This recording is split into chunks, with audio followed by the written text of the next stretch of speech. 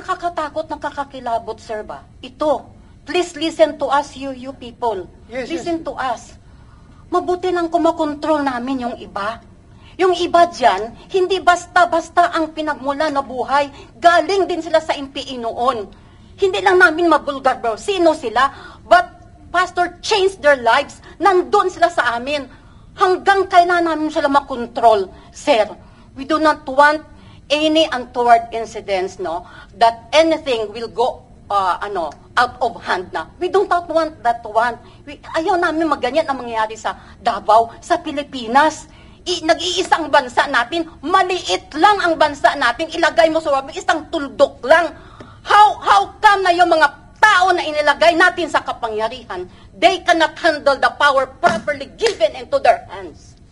Pag kayo ay nasa kapangyarihan, the life of your friends and the life of your enemy ay nakasalalay sa inyong kamay.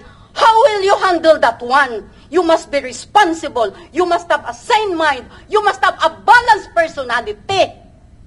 Kasi, buhay ang nakasalalay. We cannot evade. May mga ganyan-ganyan mga... Pero until such time na hindi ninyo napatunayan na may kasalanan talaga, please be fair. Sir, may anak kayo. May pamilya kayo. Kung madisgrasya tayo, nag-iisa ang buhay ninyo, nag-iisa din ang buhay namin. Iisa lang tayo, pula dugo ninyo, pula din dugo namin. Yun ang pakiusap namin sa inyo ba? Do not destroy the future of the kids that we've been nurturing for many, many long years because we want to produce righteous people in the future. Hindi man nyo kami paniwalaan. Yun ang gusto namin i-contribute sa Pilipinas. We don't want to produce rebels. We don't want to produce division. Magkaiba man ang religion natin, magkaiba man ang ating mga tribo, iisa lang tayo, Pilipino. Mahalin naman ninyo ang Mindanao for how many long years? Doon ang mga IP, doon ang mga kapatiran ng mga Muslim, hanggang ngayon. Tapos ngayon, kami na naman. Please be fair. Please consider public safety. That involves lives of those kids, the future of our nation.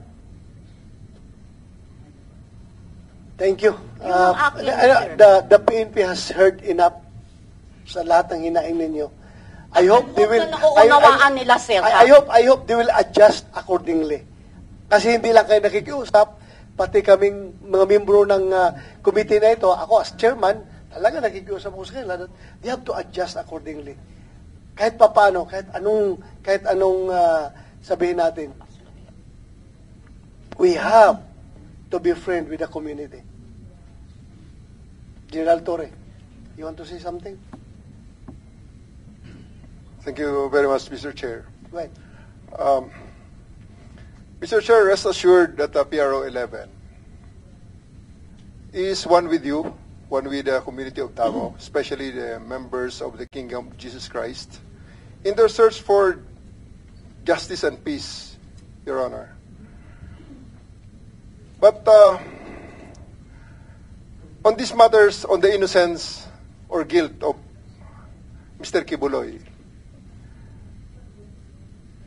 his lawyers here and representatives know that the wheels of justice will start only upon his submission to the jurisdiction of the court, to which his 5 other companions had already done last March 2024 by posting bail on the cases that were filed against them, and corresponding warrants were issued.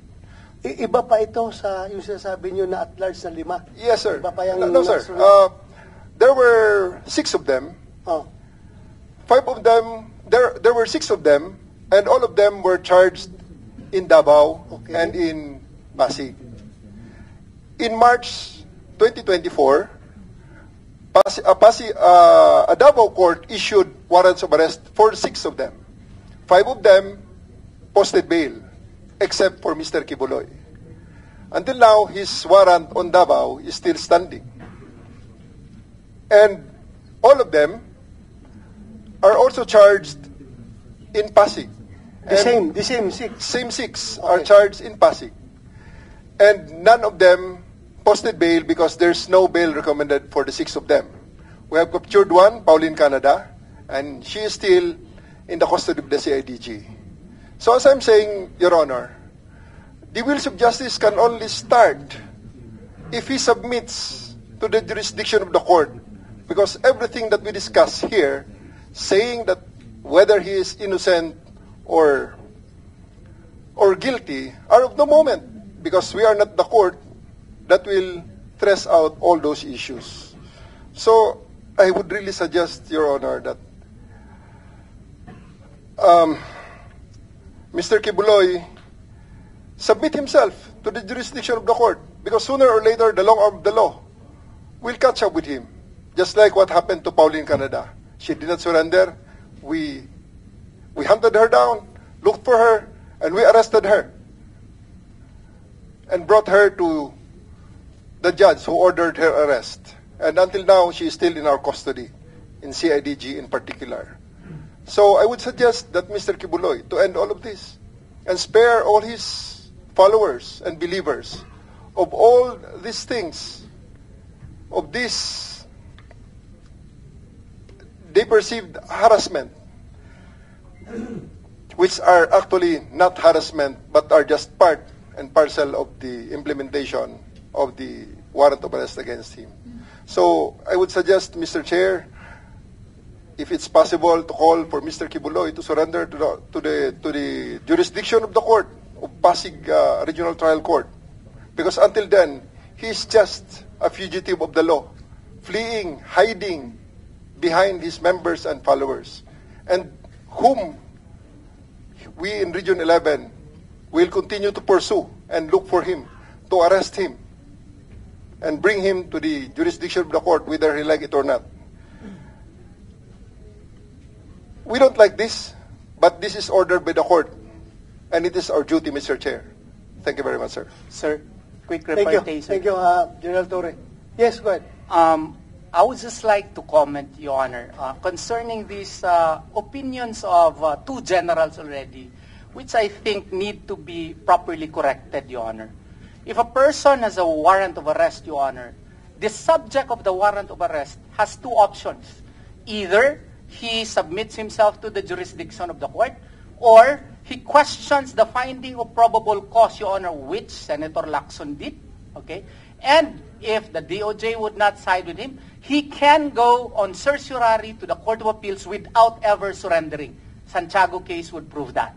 So a person, even if he has a warrant of arrest, can choose to exhaust all of these remedies, Your Honor, such as but not limited to questioning the finding of probable cause. So I do hope General Torre would disabuse his mind that the only option of a person who has a warrant of arrest is to surrender, Your Honor, because he has a right, Your Honor, to insist that there is no probable cause, especially in this case, that the cases were dismissed already by the City Prosecution's Office, Your Honor, a long time ago. And the complainant in this case filed a petition for review 4 years ago, Your Honor, and this was not acted upon by the Department of Justice, and this was only acted upon when it became fashionable to attack Pastor Apollo C. Kibuloy, when there was already a Senate investigation being instigated by Senator Hontiveros. All of a sudden, voila, there is already a resolution on the petition for review. We did not file it, it was the complainant. We filed a motion for reconsideration, Your Honor, a long time ago. Until now, there is no resolution as to it. And then, a few days thereafter, that there was a resolution, we have a warrant of arrest. So as a lawyer, Your Honor, I filed motions, Your Honor, so that the warrant of arrest, as well as the information, can be invalidated by the court. That is a remedy provided for by the rules of court. So therefore, General Torre cannot dictate upon Pastor Apollo C. Kibuloy as to what to do. Several instances in the past, such as perhaps former Senator Honasan, I do hope he will forgive me. Ocampo, Senator Ocampo also did that in the past, Your Honor, by questioning the finding of probable cause. If these were available to those persons, why not to Pastor Apollo C. Kibuloy? They are always using describing my client as a fugitive. What is your legal basis? The last basis, Your Honor, is Republic Act 11983, passed only on March 11 of 2024. What is the definition, legal definition of a fugitive under the present dispensation, Your Honor? According to Section 3G, those who flee under the following circumstances after conviction by a Philippine court to avoid prosecution. That is our prevailing law. So therefore, for the police authorities to always say that my client is a fugitive, excuse me, under what legal basis? Even if you use, Your Honor, U.S. court decision and even Black's law definition, Your Honor, it provides a fugitive from justice is a person who, having committed a crime, flees from the jurisdiction of the court where the crime was committed or departs from his usual place of abode and conceal himself within the district. That is Black's law definition. If we will use likewise Supreme Court decision, Rodriguez versus Comelec, Labao versus Comelec, it includes those who after conviction flees to avoid punishment, but also those who after being accused flee to avoid prosecution.